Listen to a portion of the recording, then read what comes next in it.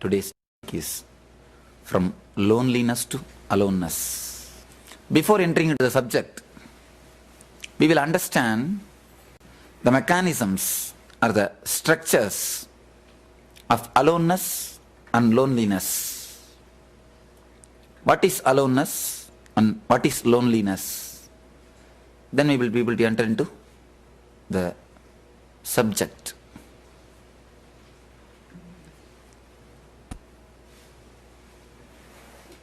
Aloneness is the nature of man. Aloneness is the very nature of the being. From the birth, no, even before the birth, aloneness is the nature. Aloneness is the reality of man. Before the birth, in the mother's womb, is alone. Alone, peaceful, blissful, relaxed, no responsibility, no commitment, no routine, nothing to be followed. Totally blissful, totally relaxed, utter peaceful state. The life in the mother's womb was totally alone. Psychologists say even the quest for the nirvana, kaivalya, enlightenment is nothing but the deep imprint. It is nothing but the anchoring of the imprint of the womb life. It is nothing but the anchoring of the sanskar, imprint, which is inside about the mother's womb's life, the life which you lived in the mother's womb. Of course, there is a truth. There is a truth in their words. The search, the seeking for the rest or for the bliss or for heaven or for whatever you may call the place where the things will be as it should be, all the search you can see almost depicts the state in which you were in the mother's womb. Once you are born, you enter into the society. Even when you enter into the society, never think your being is societal. Your being is aloneness. You are born, you grow, you get married, you fulfill your sexual desire, you get few children, then you die. Throughout the incidents, throughout all the incident, you are alone. Surely, if you mistake yourself that somebody else is there with you, you have done a very big mistake. From the time of the birth till the time when you leave this body, you are simply alone. You are simply alone.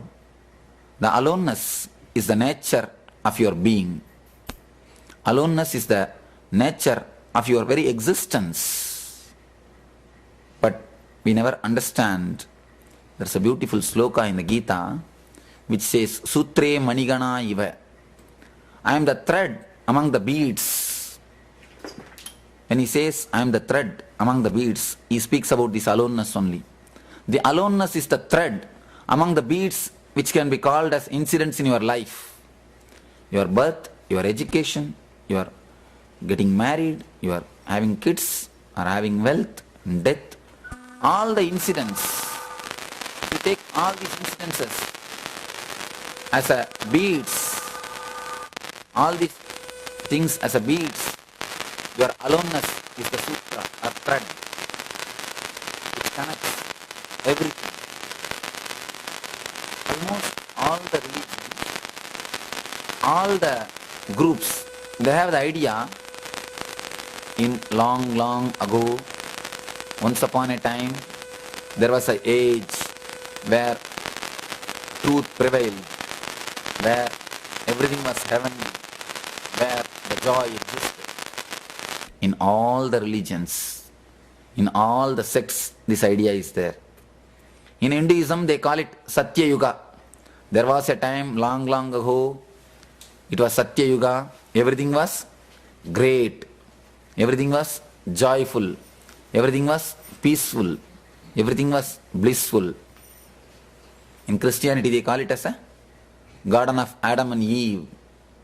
In Taoism, they say there was a time when no preachers, no priests were there because the religion prevailed, the Taoism prevailed.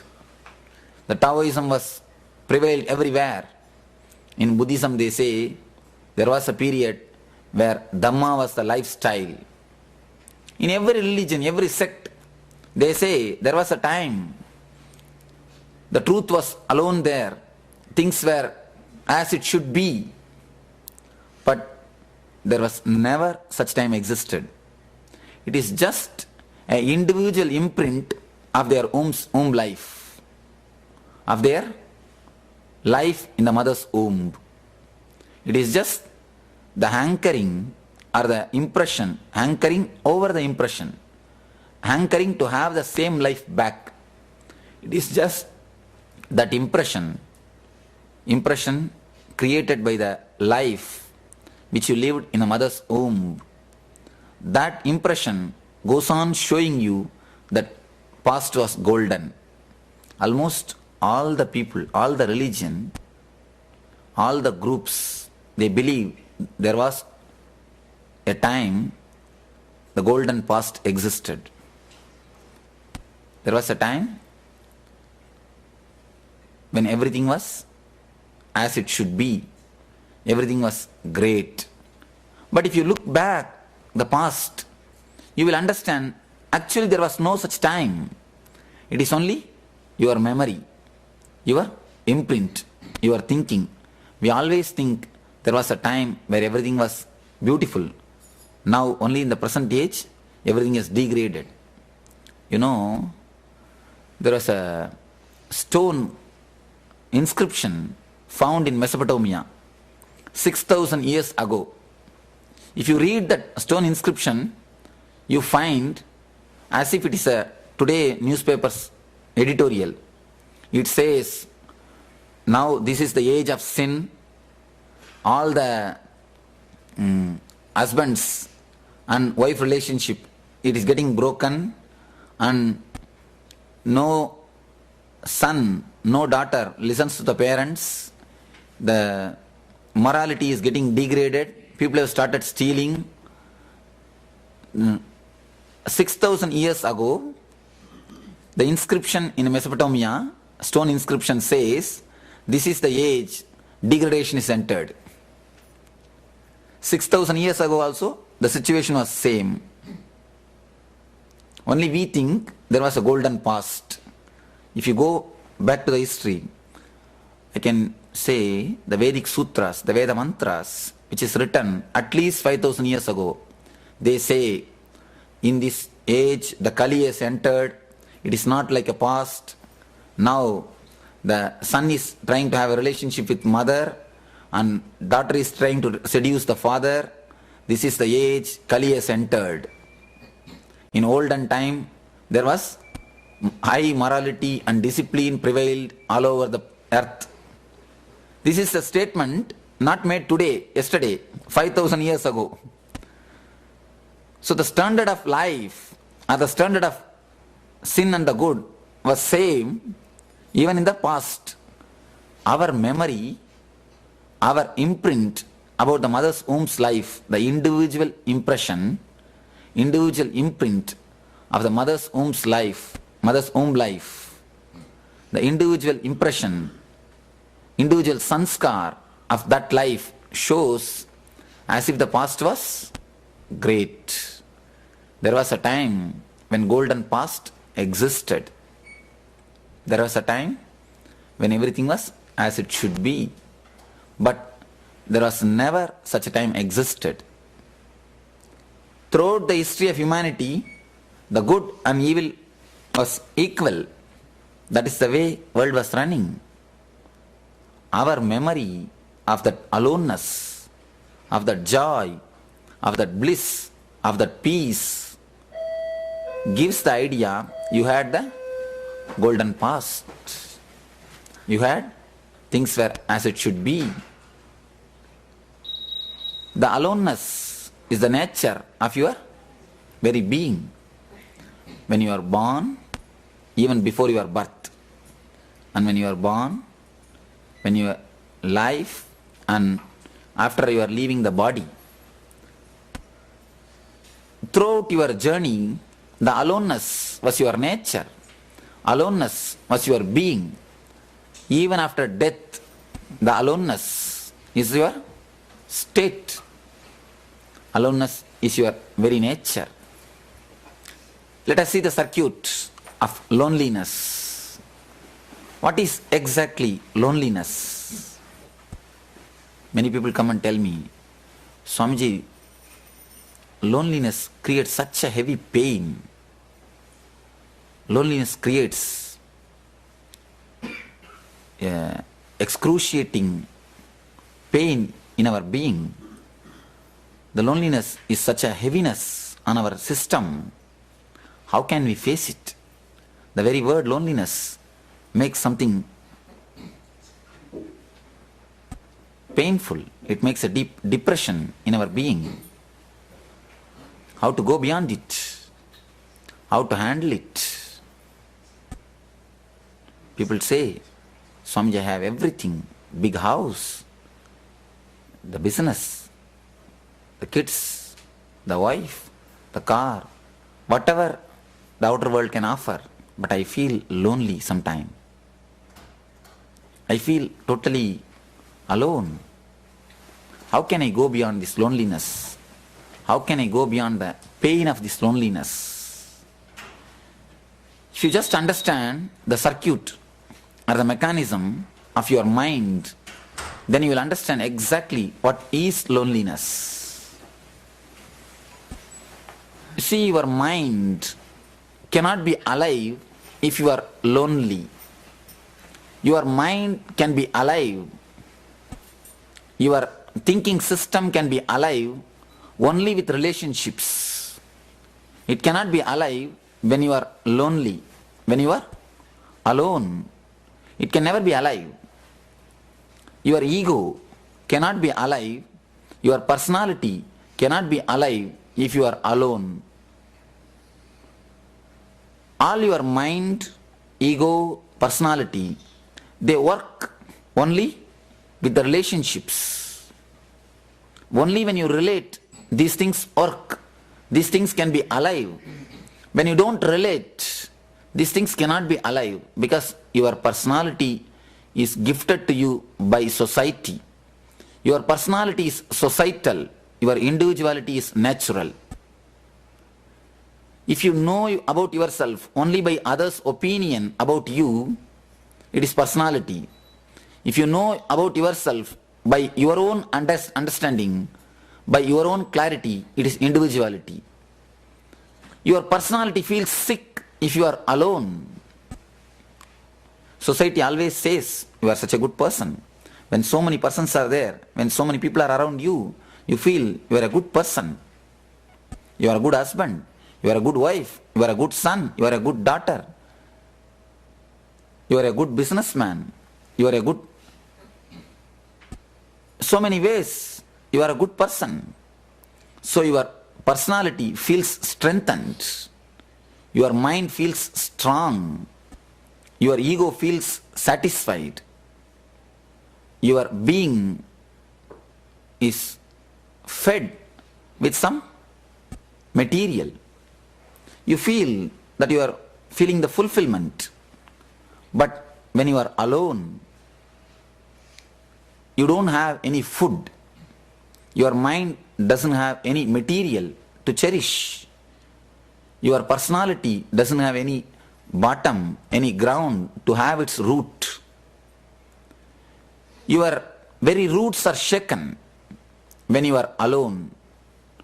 But the problem is, you make a very big mistake of mistaking yourself as a personality. Actually, you are not a personality, you are individuality. When you make a mistake of associating yourself with a personality, you feel the pain or the sickness of loneliness. When you think you are only a good doctor, good husband, good wife, good son, you have to feel the pain, you will feel the pain of loneliness. You are not a good doctor, you are not a good husband, you are not a good wife. It is your profession, that's all. Good doctor is just your profession. Good husband is only one of your relationship. It is not your personality, it is not your individuality. It is just your personality. Understand the difference between personality and individuality. Personality is the titles given to you by society. It is societal. Individuality is the understanding about yourself by yourself. It is natural. Individuality is natural. Personality is societal. With relationships, when you are together with so many people, when you are together with your family, when you are together with your friends, when you are together with your relatives, your personality gets strengthened. Your personality pays you. All the comforts, all your life is given to you by your personality. What others think about you only pays you. So you continuously try to boast your personality. You continuously try to feed your personality, but you forget a major dimension of your being, which is called individuality. Whenever you forget the individuality and feed the personality, at some one time or the other, when the personality becomes too big, but the individuality is never attended, all the energy is sucked by the personality and individuality is not at all attended. At those times, your individuality cries from inside, please look at me. Please turn your face a little bit towards me. That crying is what is the pain of loneliness. The invitation from your individuality to turn yourself towards itself is what is called the pain of loneliness. You never bother about yourself, who you are. You only bother what others say about you.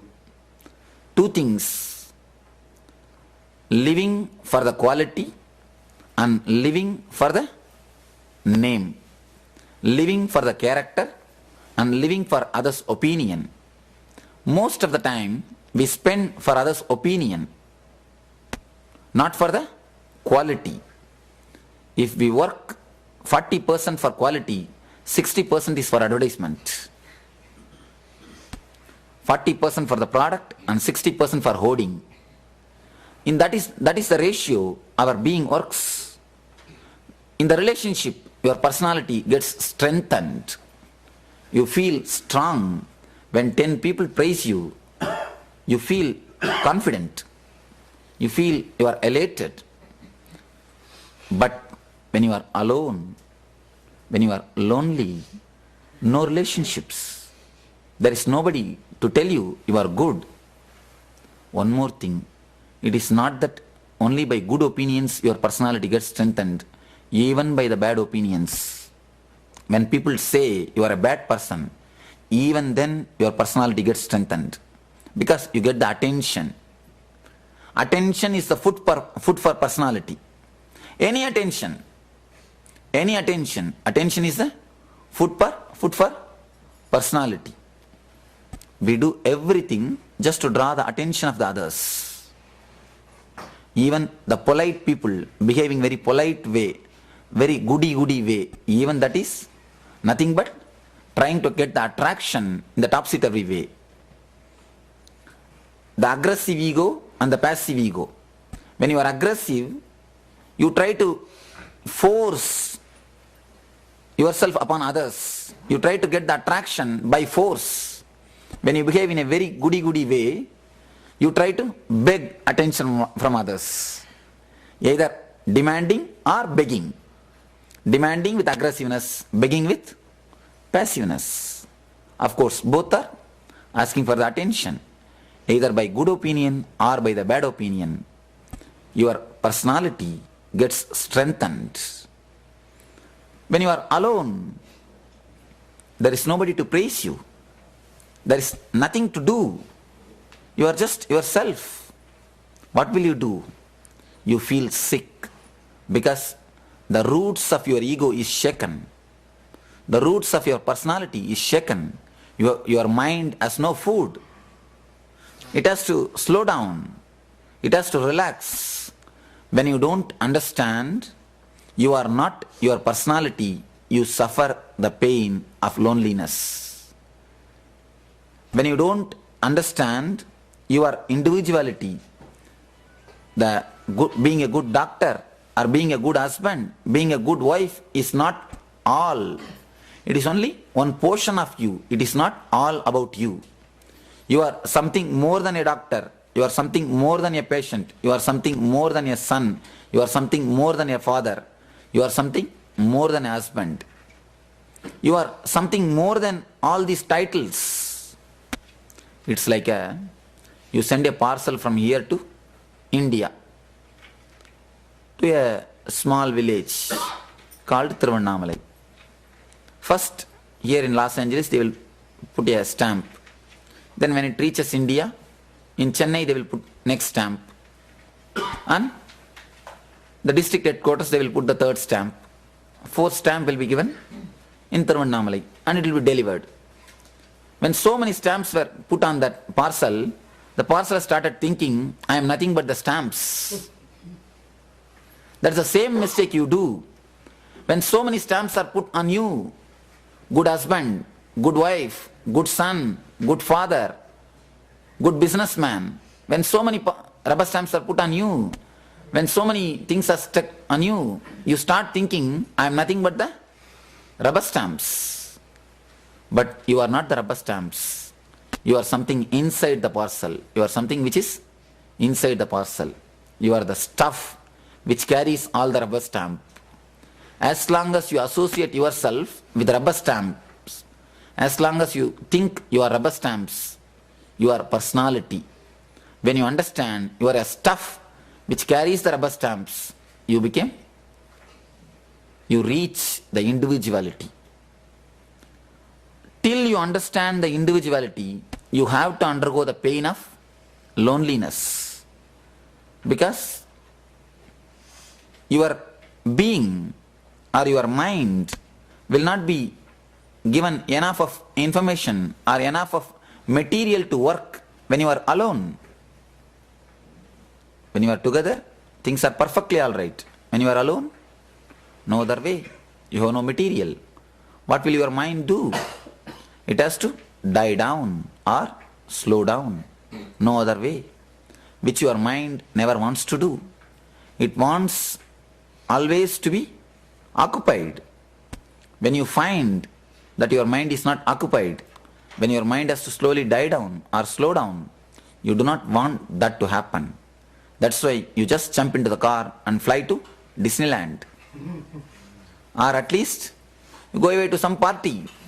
Everywhere continuously party is happening. Why? People want to escape from individuality. You know, even people have got nothing to do, you will see if they have got nothing to do, no party, no program, they will just sit in front of the TV. If there is no program, they will take up the newspaper, read same newspaper again and again. You can see the elderly people sitting and reading the same newspaper from first line to last line, from morning till evening. Even the editor will not read so thoroughly. They will finish totally. They would have got married, their sons would have got married, their grandchildren would have got married, but they will be reading the matrimonial columns. You can see so many retired people, they will be sitting and reading the matrimonial columns, especially in India. They would have married, their sons would have married, their even grandchildren would have got married. But they will be sitting and reading the matrimonial columns. Because nothing else to be done. How to escape from the individuality? throughout the life, they never turned towards the individuality. They were always thinking their personality. So, when the things which boast your personality, when those things are taken away, what will you do? You have to hide yourself. You have to some way escape from yourself. The way to escape from yourself, the way to move beyond yourself, the way to run away from yourself, you call it entertainments. But how long you can entertain yourself? At some one point, at some one moment, you feel total emptiness. Especially at the age of 40 to 50. When you achieved everything, whatever society can give, till the 40 you will have the hope. You see, when you are in the college, always you will have the hope. Once I get my job, life will become joyful. When you get the job, once I get married, life will be joyful. When you get married, once I have my house, things will be settled. When you get your house, once I get my car, I will be happy. When you get your car, once I get my kids, things will be happy. By the time you reach 40, you will get everything except happiness. You will get whatever you wanted, but you will not get what for you wanted. So that is the time you reach a thing called depression of success. The depression of success. Everything is achieved. As long as you achieve things, I tell you, you will have at least the hope. When you have achieved, then comes the great problem, depression of success, the emptiness. That is what leads to obesity. The emptiness you take to 3 routes. When the emptiness touches you, the only 3 routes are available to you. One is addiction. The other one is suicide. The third one is meditation. Addiction means, I don't mean only the drugs and the alcohol. I mean even the food. Obesity is nothing but addiction. When you feel totally empty inside, male, pour and fill it. Female, dump and fill it. That's all. Male, pour the drinks and they fill. Female, just they dump the food and fill it. Obesity and drinks, both are one and the same. Addiction to food and addiction to drinks, both are nothing but the depression of success or the loneliness. When you can't face it, you go for the addiction. Some people go for the suicide, especially the countries which have seen all the outer world. The suicide rate is getting more and more. Because of this only one problem, they are not able to face the loneliness, the depression of success.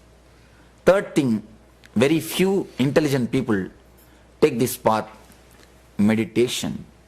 When I say meditation, I don't mean only closing your eyes and sitting. I mean even the intelligent way of living. The intelligence is also a meditation.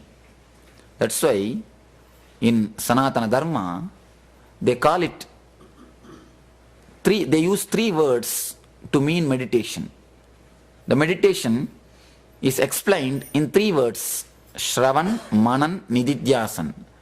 Listening the great truths, contemplating on the great truths, and expressing those truths in the life. Even these 3 things are meditation. Meditation does not mean only closing your eyes for a few minutes and sitting. These 3 things are the parts of meditation, are the mechanisms of the meditation. To understand that you are not simply your personality, you have some individuality. You are not only somebody whom society has shown you. You are not somebody who society has introduced you.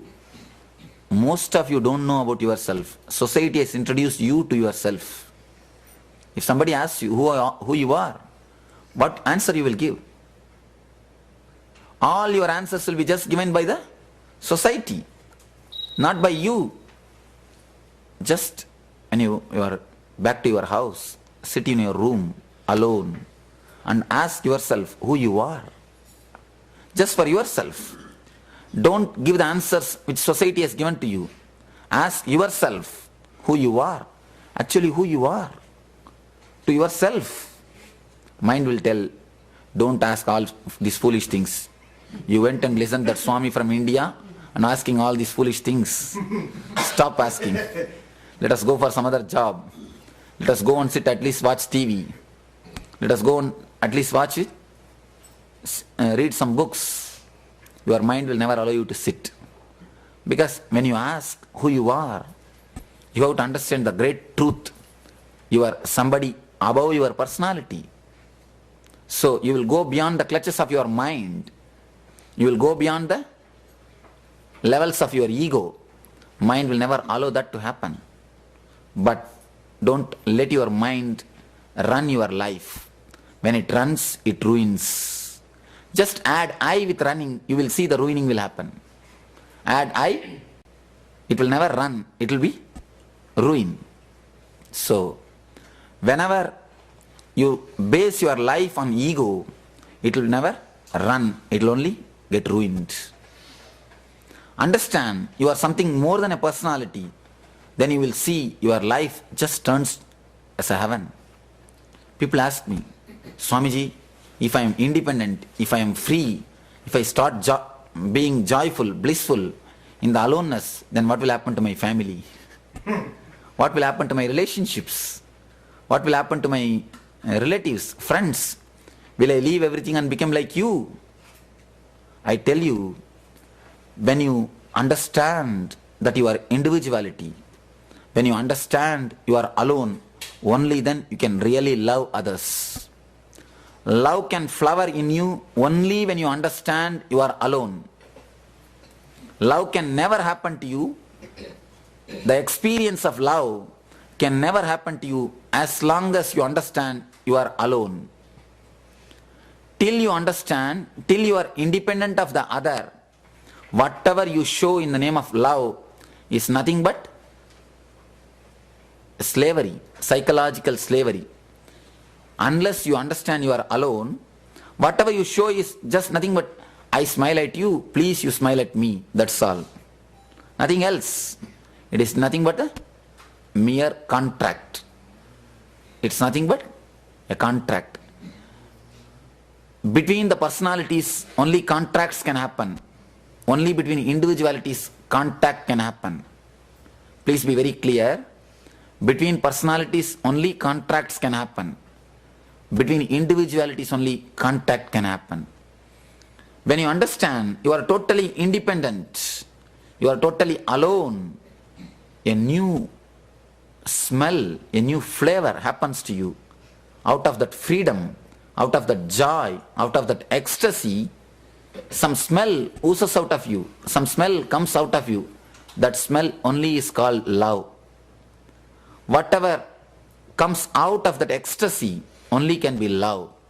Whatever comes out of that independence only can be called as love.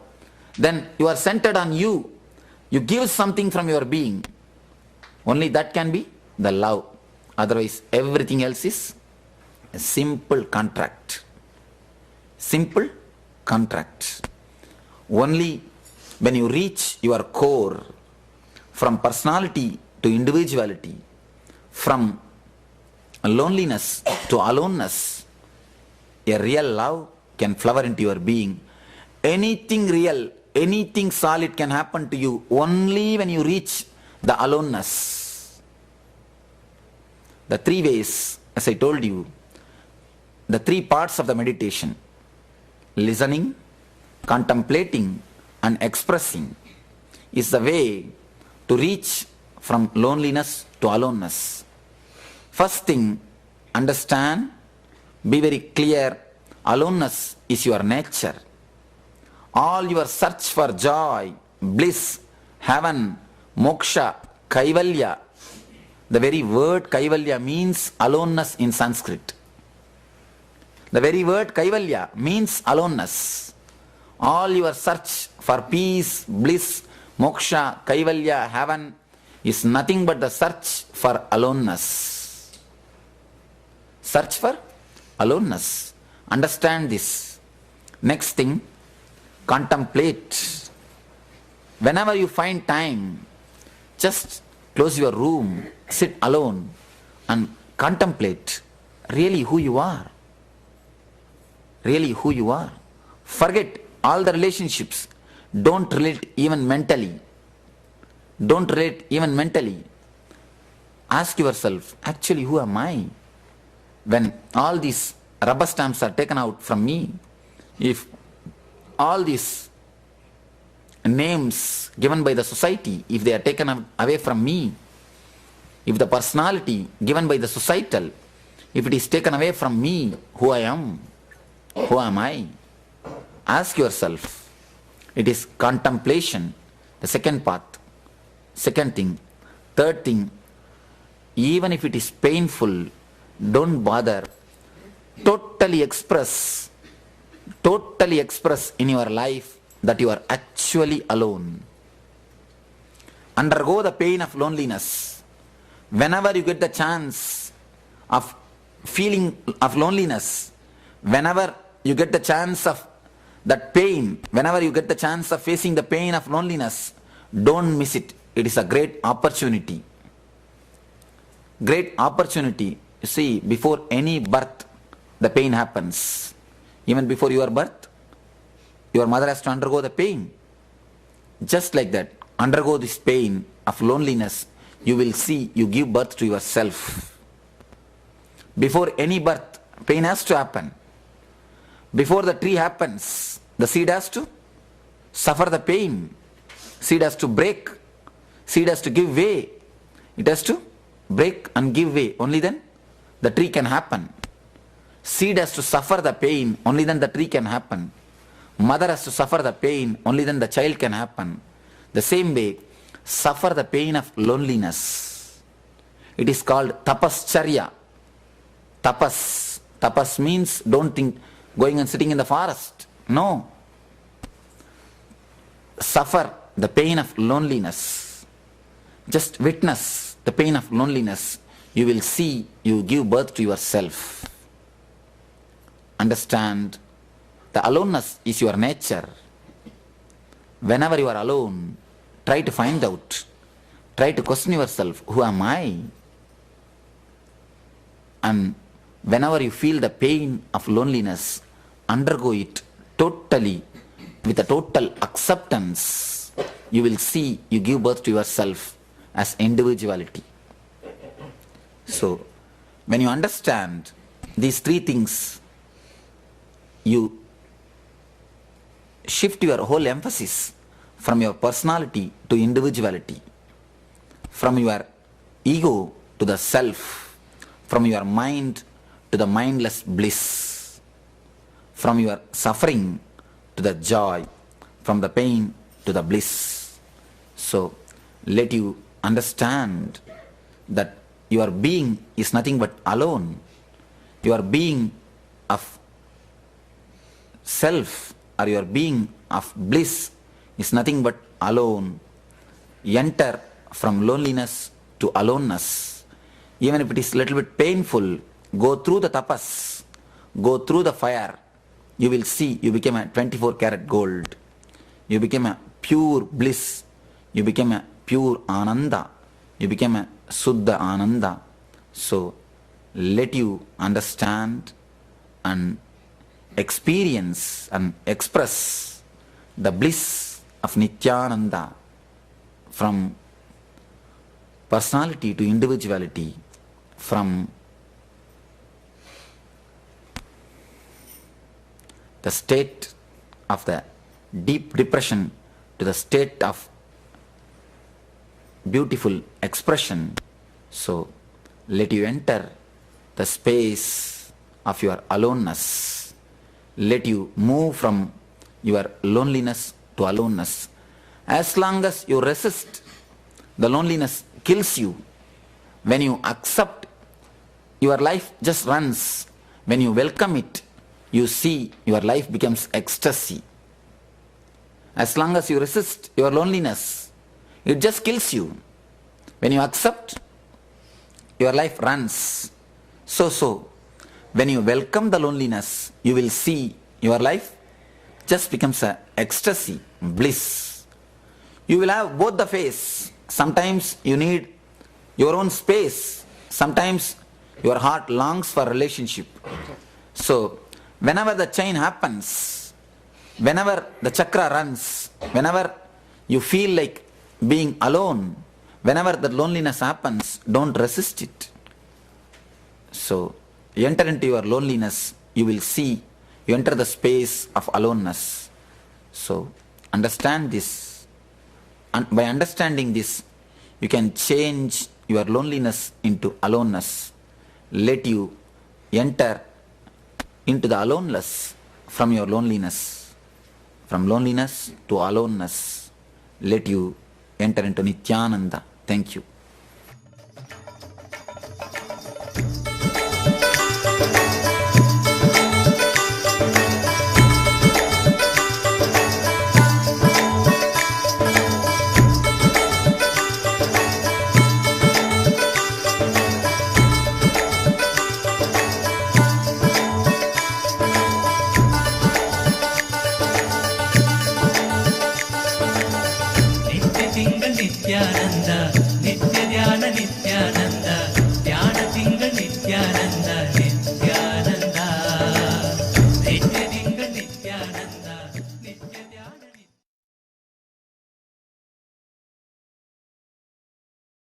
I've read about this. There's a book called Life's Truths. And in that book it says, ask yourself who you are. Who's the author?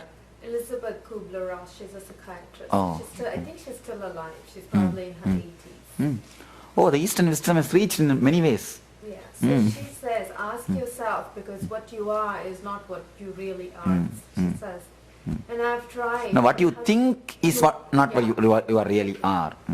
So when I've tried, I mean, I was reading this on a flight when I was flying somewhere, and I was trying to read it. It's very, it's a very heavy. When you read it, you can't just read it like a storybook. So I'm like sitting and reading this and trying to digest this. What does this really mean? So I had to keep going back. And when I ask myself the question, where does the answer come? Who am I? I've asked this, and I'm like, okay, so who is it? What am I? Who am I? Which I've asked this even as a child. You see, you are asking from where the answer can come. Right. It means you are not asked totally. Okay. When I say ask yourself, who am I don't mean question. I mean quest. There's a big difference between the question and the quest. If you just intellectually ask, just because the book says, it will be only a question. I don't say, make it as a question, make it as a quest. Whenever you feel alone, whenever you feel lonely, at those moments, let your whole mind vibrate with this one thought. Let your whole being turn towards inside with this one question. Then you will see the question becomes quest. If you ask us a question, anybody else can answer. When it becomes a quest, only then your being can answer. You will see always when it becomes a quest, your being gets the answer. Your being gets the answer. But it will not be an answer, it will be an experience. When it is a question, the answer will be enough. When it is a quest, it becomes an experience. Only the experience can answer. Only the experience can solve it. Your urge should become urgent. Your question should become a quest. You will see, of course, questioning once or twice, you will see naturally it becomes a quest. Allow the question to sink in your heart. Now it will be only in the head. Let it enter into your heart. You will see your being answers. You will see something flowers in you. Something happens in you, which I call meditation. The answer cannot be given or cannot be had intellectually. It can only be an experience. Just I am putting the seeds of meditation, you will see it grows automatically inside your system and gives you the fruit of bliss. Go through, allow the seed to enter into your being. That's enough.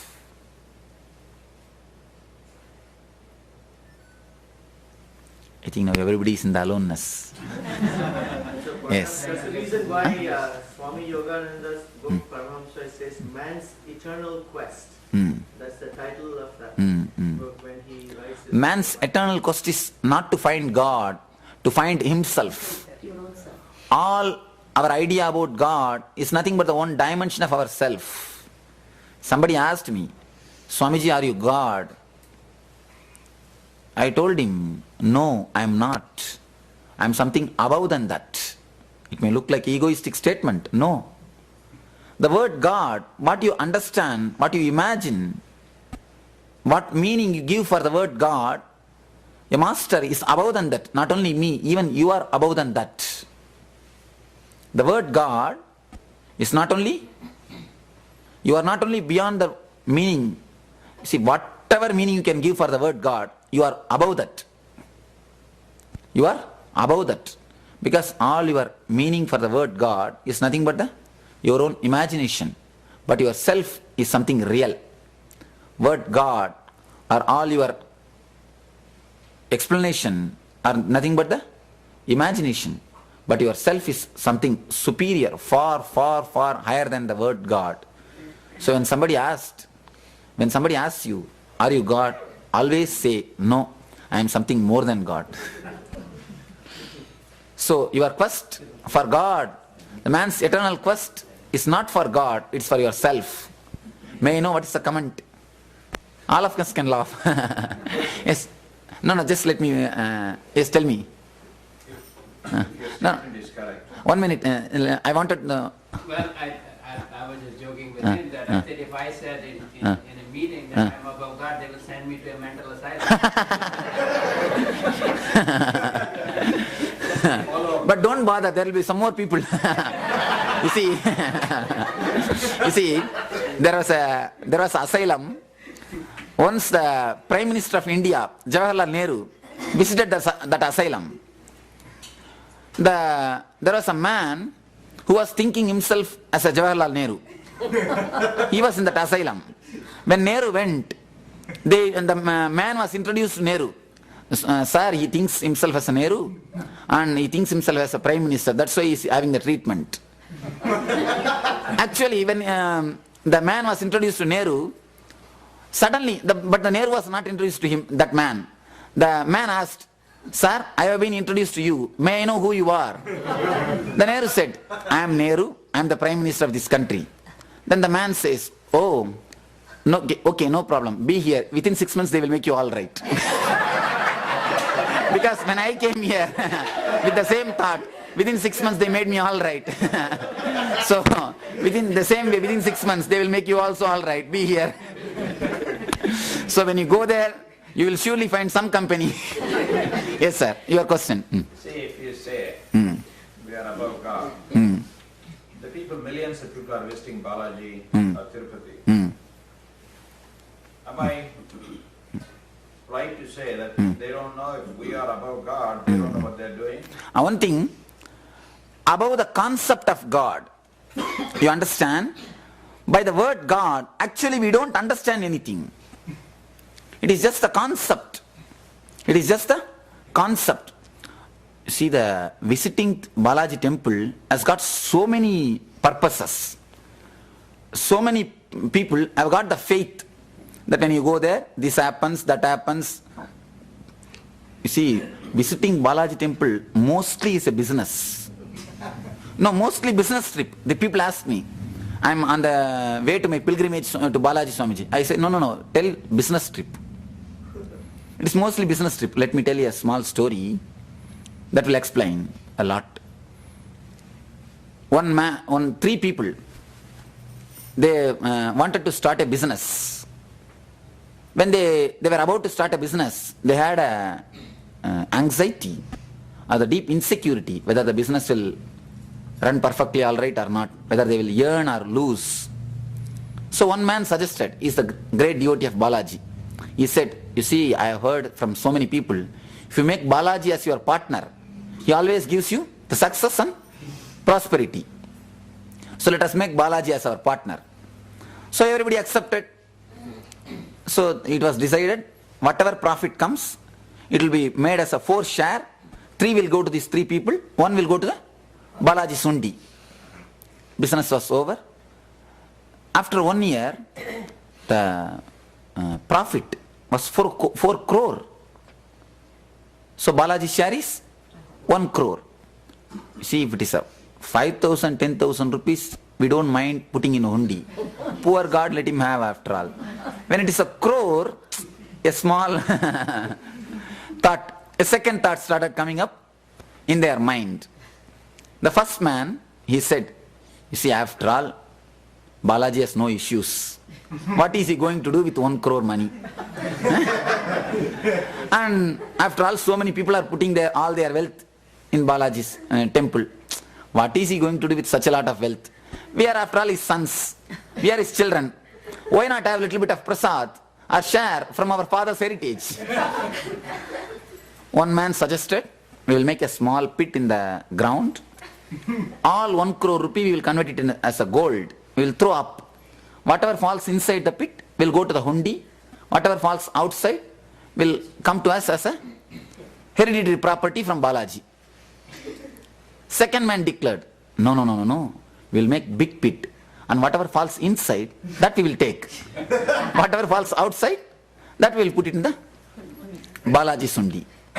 Third man, very intelligent man, he suggested, we will throw everything up. Whatever Balaji wants, let him take. Whatever falls down, we will have it. Whatever falls down, we will have it. After all, we cannot give to the God what has fallen on the ground. And after all, he is up also, above us. Let him take whatever he wants. Almost all our thought, all our temple, all our prayer, all our pilgrimages, nothing but business. Even if you go sincerely, that there is God, there is Balaji in that place, when you go there, your mind reaches some state. Your mind experiences some dimension of your own being. That is what you call it as energy. You call it as a spirituality. There is a beautiful statement by Vivekananda in the Raja Yoga, in the Yoga Sutras. He says, all your prayer, all your pilgrimage, all your spiritual practice is nothing but the technique to awaken your own energy. Nothing but the technique to awaken your own potent energy, your own Kundalini Shakti. So all our pilgrimage is, all our outer rituals are nothing but the techniques to awaken your own energy. So whatever you call in the name of Balaji, whatever you understand as the powers of Balaji, as the personality of Balaji, surely your being is much more superior. Your Atman is much more superior than the concept. Because what your being is, that is Balaji himself. What your idea about Balaji is only idea about Balaji. Whatever you understand by the name of Balaji, it is your understanding about Balaji. Whatever your being is, it is Balaji himself. So, understand concept of Balaji and Balaji. Concept of Balaji and Balaji. Your being is Balaji. Your being is Bhagavan. Your being is God. But what you understand by the word God is your concept of God. Concept of God can never be superior than God himself. Just like that, the concept of Balaji can never be superior than your being itself. Am I able to explain? Follow-up question, one more question. Yes. Are you able to understand the ideas which I expressed now? In a way. But Okay. You said aloneness and loneliness. Let us talk about the loneliness. As you put in a way, metal has to melt to be molded. When you reach the loneliness, your concept, your object is to live blissfully and happy. That means if you reach the loneliness, that means the metal has melted to live a blissful life. In this country, probably loneliness probably major when you reach. If that is the case, the source of to avoid is meditation. No, Understand it properly. no. When you try to avoid the relationships, again you are in one more bondage. You search for loneliness. Searching for loneliness again leads you to the one more bondage. Neither search nor avoid. Just welcome whenever it happens to you. Whenever your being wants it, whenever it happens to you, just welcome and enjoy it. Or the loneliness, enjoy the loneliness. I enjoy the loneliness, that's all. Never ask for it. When you ask for it, then again you have a demand. See, demand about loneliness makes you again having a relationship with loneliness. You understand? Loneliness becomes one more person. Just like a wife, loneliness becomes one more wife. You try to relate with the loneliness. One more relationship. When you invite, you're feeling loneliness. No, you see, whenever you feel loneliness, How do you make that into a happiness? you see, whenever you are alone, you are lonely. Whenever you have nobody around you, just forget, just drop your mind, forget relating mentally with them. When you are alone, your mind will be relating with them.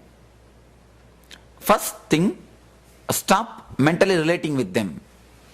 Second thing, don't be irritated or make somebody as a reason for your loneliness.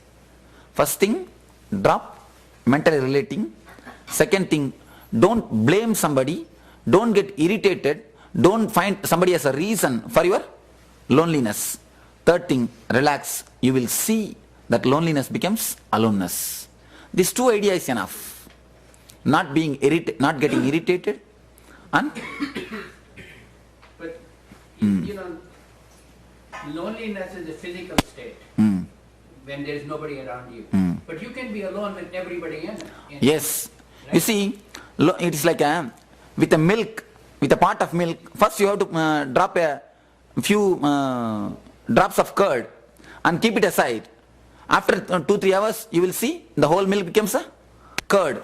But till the curd happens, if you continuously shake the milk, what will happen? You won't find the curd. Just like that, at the first you will find the loneliness. So allow the loneliness to happen to you in a very relaxed way. Then your whole being will become curd.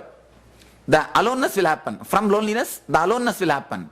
Then you are with somebody or you are with everybody. You will never feel that you are mixing. You will feel totally relaxed. You see, whenever you catch hold of the relationship, whenever you catch hold of the incidents, whenever you catch hold of the outer pearls, you catch hold of the pearls, you identify yourself with the pearls instead of thread. Whenever you identify yourself with the thread, you relax, you let go the pearls. Identifying yourself with the thread, what I call enlightenment. Understanding your aloneness is what I call enlightenment. But you are saying is that instead of physical being, you want to go something higher than physical, right? In starting, you need to have a physical aloneness, physical loneliness. Because the curd has to happen. For some time, you need to keep the pot as it is. Once the curd happens, then you can shake, nothing wrong. Even if you shake, only the butter will come out. So till the curd happens, you need to keep the pot without movement. So till the aloneness happens, till you totally understand the joy of the aloneness, you need to undergo the physical loneliness. As a follow-up question, can you explain how Namasmarana helps us in the quest? You see, one big problem is, even Namasmarana creates a relationship. Even Namasmarana creates a relationship. Even Namasmarana makes you forget your aloneness. I tell you a truth from very higher level. For ordinary people, Namasmarana is perfectly alright. But the plane from which I am speaking, Namasmarana won't help. Namasmarana again makes you to relate with something, some of your concept. There are two things. You can relate with a real person, you can relate with a concept. When you relate with the real person, what happens? The same thing happens when you relate with the concept. Namasmarana makes you to relate with the concept. Better, instead of upasana, do vipassana. Upasana means namasmarana, relating. Vipassana means just penetrating. Watch your breath. Watch your mind getting depressed. Watch your mind feeling irritated. Watch your mind complaining. She is responsible, he is responsible, that fellow is responsible for my loneliness. Why not he can be with me? Why not she can be with me? Why not he can take care of me? Just watch all those irritation, sadness, the low mood or the depression. Just witness them.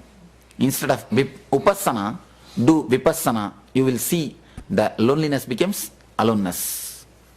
I think that when I replied for the Balaji question, you said I understood in a way. It means some portion is not understood. No, but for me, to fully satisfy, I have to go a long way. I'm far from it, really. No, can I, sorry, I have not heard. Can you tell me?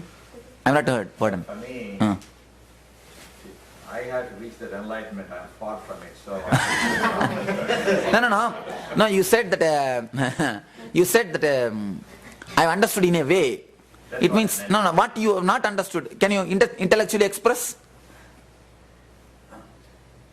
Swamiji, for a lot. 1 minute. I'm just thinking myself, really. I'll come back to you after. Okay. You see, when you said that I have to reach the enlightenment, I am far from it. It is not. Actually, it is not. There is a beautiful sutra written by Ramana Maharshi. He says, to have relationship, to have money, to have name and fame, you need to work. To have aloneness, you need to do nothing. Just an understanding. For understanding, you don't have any distance. It is just your reality. When you understood that loneliness or the feeling of personality is not your reality. The individuality, what you are, is your reality. The very understanding can drop the personality. The very understanding can simply happen. Somebody asked me, there's a beautiful Zen story. Somebody went and asked the Zen master, Swamiji, master, how long it takes to have the enlightenment? He said to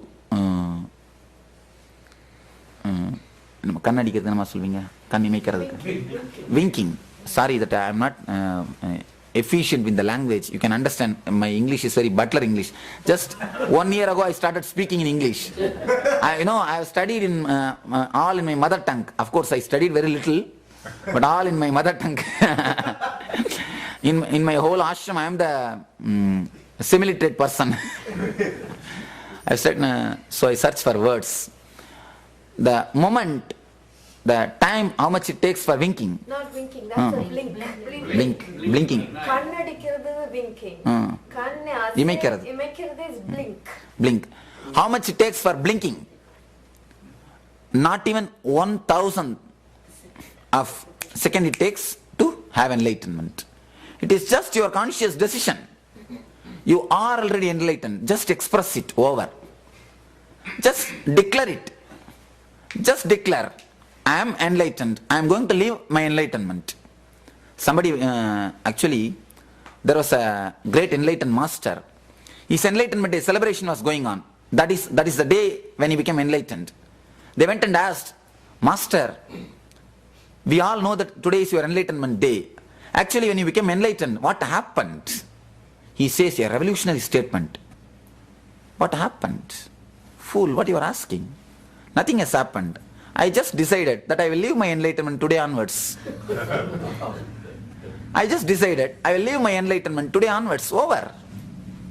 I tell you from my experience, I tell you honestly, this is what actually enlightenment. Don't think something happens to you. Just some God descends on you, or somebody jumps on your head, or you grow 2 horns. No. Nothing. Enlightenment means just you decide. Let me express my enlightenment. Over. That's all. But again your mind says, no, I am little far from it. I need to have little more ripeness. I need to wait a little bit. No, not so immediately, not so quickly. I have some commitment, I have some business. Nothing. Everything will go on perfectly. Somebody asked me last time in Oklahoma, Swamiji, if I become enlightened, what will happen to my kids? What will happen to my family? I will also become like you. I said, never. Never. Don't think if you become enlightened, you will catch flight and you will go to LA to give discourses. No. For me, this is the way enlightenment is expressing. For you, you may become a better businessman. You may become a better businessman. You may become a better husband. You may become a better wife. You may become a better good person. So any way your enlightenment may express. So don't think after enlightenment I will be like this or I will be like that. Don't think if enlightenment happens, what will happen? Don't think. If enlightenment happens to you, I can be sure of one thing, your depression will disappear. That's all. You will have a tremendous joy, Nityananda with you. That's all. There is no other change. There is no other thing which you can expect by enlightenment. Never think enlightenment means changing your lifestyle. No. It will never change the quantity. It will change the quality. It will not change the incidents. It will change your being. It will not change the beads. It will change the thread. So don't be afraid of enlightenment. The fear of transformation is so deep, we always postpone the enlightenment. Understand. Just slap your face and declare you are enlightened. Over. What is enlightenment mean? What does this really mean then? What is enlightenment? Actually, a small story. Once the man went to the doctor and asked, Doctor, he's blind from his birth. He went to the doctor and asked, Doctor, I am blind from my birth. Can you help me? Doctor said, surely, I will do an operation. You will have your eye and then you can walk without the stick. The stick which they use, the blind people use. Then the man asked, Sir, I understand you will do an operation for me. I understand I will get my eyes back. But how can I walk without stick? Only when you get the eyes, you will understand you can walk without stick. Till that time, intellectually you cannot understand, you can walk without stick. Only when you get the eyes, oh, stick is not necessary. Just the same way, declare with all your strength, I will leave my enlightenment. Whatever happens is what is your enlightenment. Now, when you ask, then what it means by enlightenment? Again you ask, if I become enlightened, what will happen to my life? How my life is going to change? No, not really. See, you ask, if I declare my enlightenment, how I should live? No, what I'm asking there is, see, if you really look at it, there are two ways. There is a physical life and then there is a spiritual life. What you are trying to tell me, the way I understand it, that once you get enlightened, you become more spiritual than you have any physical effect. No. Okay, then. Once you become enlightened, you are neither spiritual nor material. As long as you are in the, you think you are not enlightened.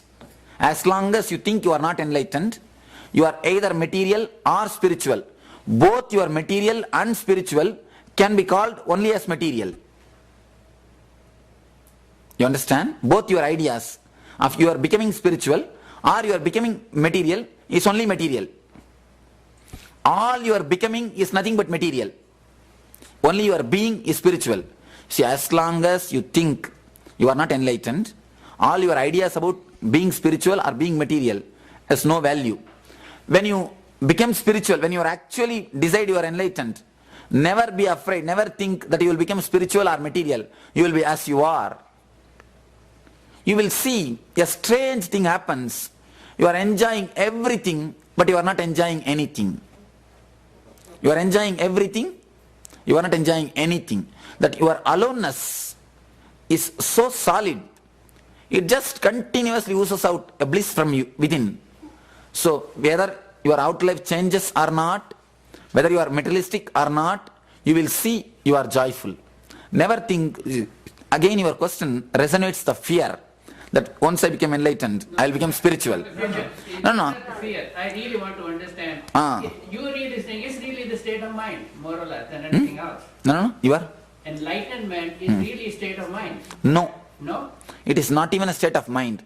It is state beyond the mind, and it is, the enlightenment can penetrate not only the mental level, it can penetrate all the levels. It is all the level. It is not only the level of mind or level of being or level of the body. You see, the very differentiation, the body and mind and being is what is unenlightenment. Once you understand the enlightenment, the three layers itself disappears. It's only it is. So you're talking about super consciousness. You see, don't bring the word super consciousness because the word will frighten you. No, it's not. Don't try to bring the words because you see that means something more. See, when you bring the word super conscious, when you bring the word God, when you bring the word nirvana, when you bring the word moksha, you mean something for it. I say enlightenment does not mean anything. Then what is it? Because it doesn't mean, is it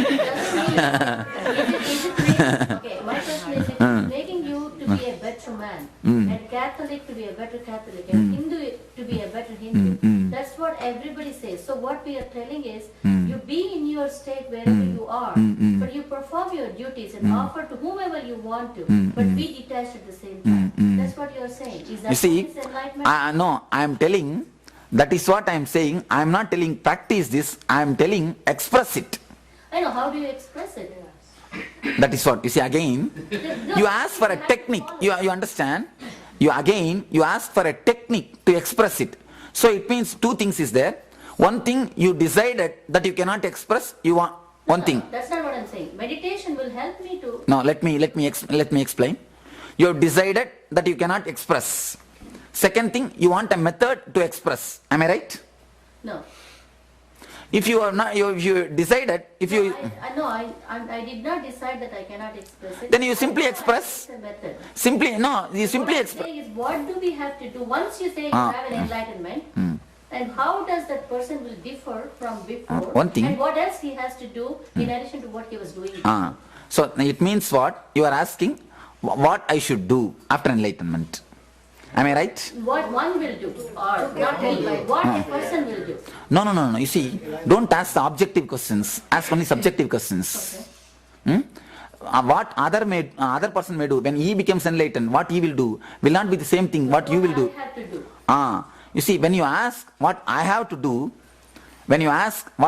do, you mean to say that give me the method how I will express my enlightenment. Am I right? Give me the method how I will express my enlightenment. Am I right? I know, your answer is meditation. No. One thing, please be very clear. Just consciously decide. I am giving you the very high level technique. See, there are so many levels of techniques for enlightenment. I am giving you the very high level technique. I have never spoken on this high level technique. First time I am speaking because I feel the group is intelligent enough to receive me, enough to receive the strong blow. I am telling you, again you are asking the technique to express the enlightenment. Again you are asking for the method. Don't ask for the method. Just with all your strength, tell yourself, I am enlightened. I have no layers, that unenlightened portion or enlightened portion, or I have no state where I can reach, I am going to reach. Totally accept yourself, totally be relaxed and decide, I am unto myself. Now I am enough for myself. I have reached the state. I am in the state where I am supposed to be. Things are very clear. Now let me express my total relaxation. Express your utter relaxation. The way in which that expresses, first get utterly relaxed. understand, I have reached, be very clear, not only I say that mentally tell, collect your whole being and be very clear to your whole being, your mind, your emotion, your being, for everything tell yourself, I am enlightened, I am clear about it. If your half of your portion doubts, half of your mind will say, no, you are not enlightened. I know myself. I have all my doubts about you. Even the doubt, accept even the doubt.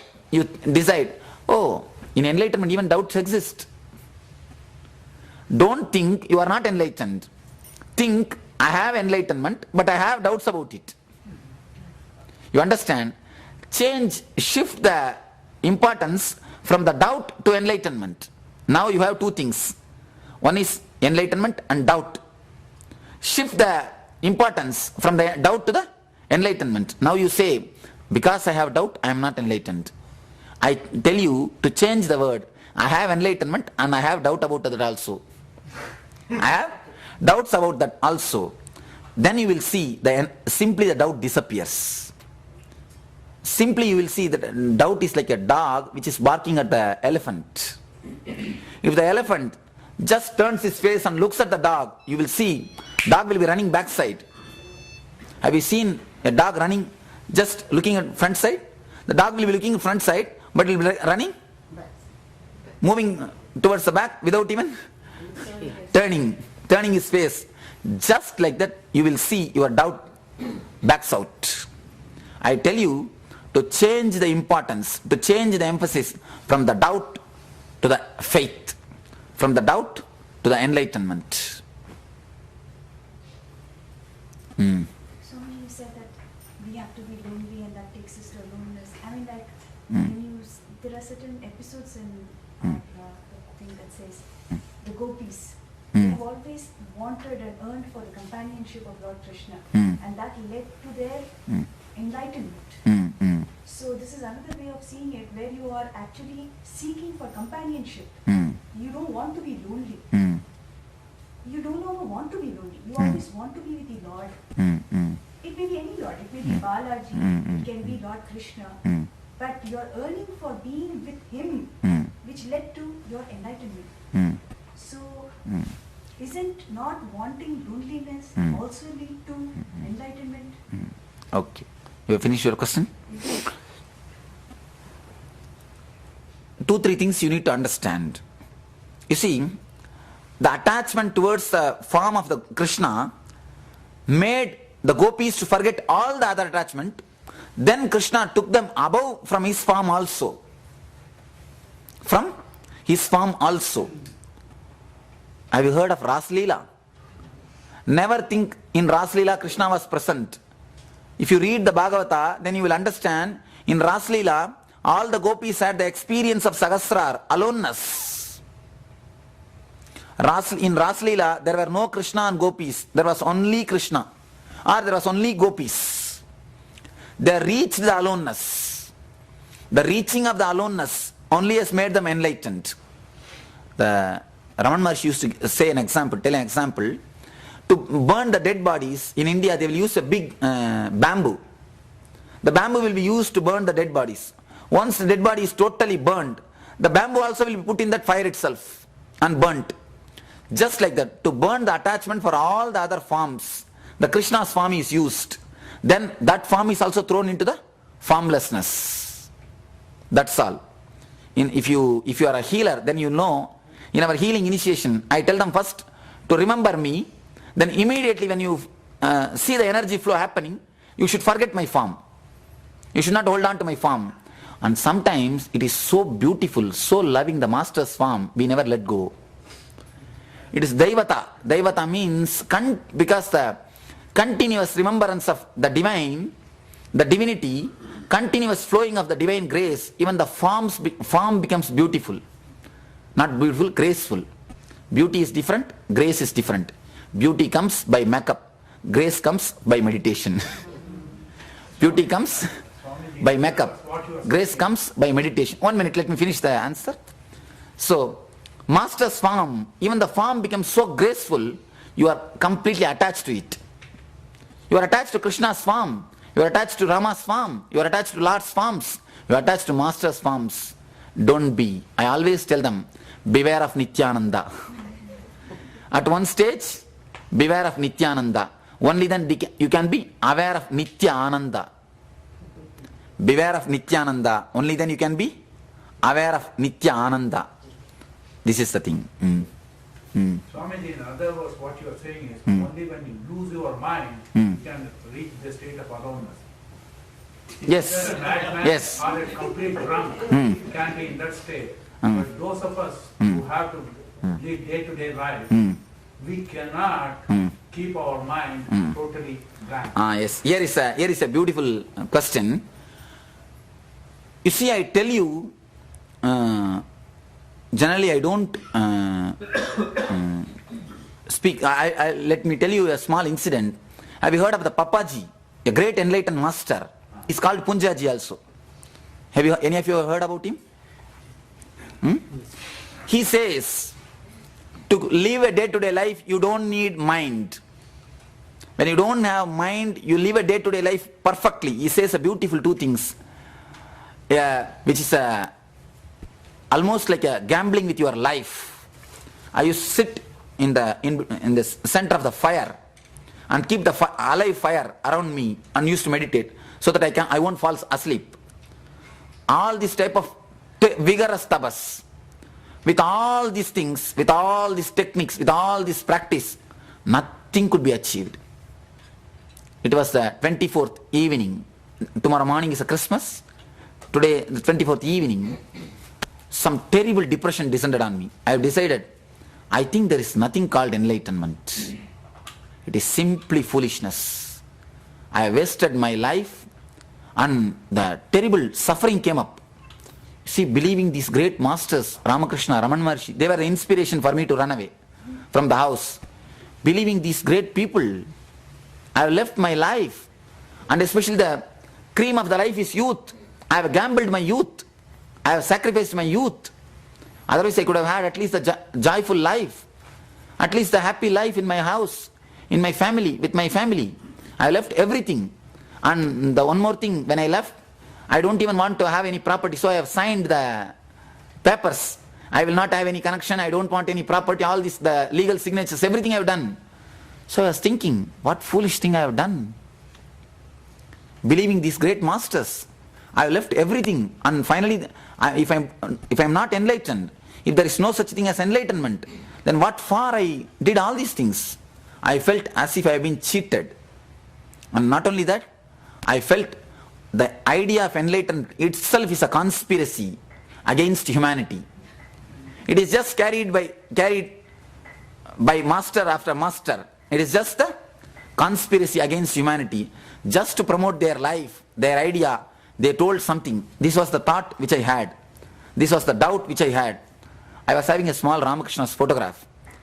When the suffering and the pain came, I just took that photo which I was worshipping for years and threw it out. When I threw it, I was staying in the forest. It went and hit on a rock and got broken.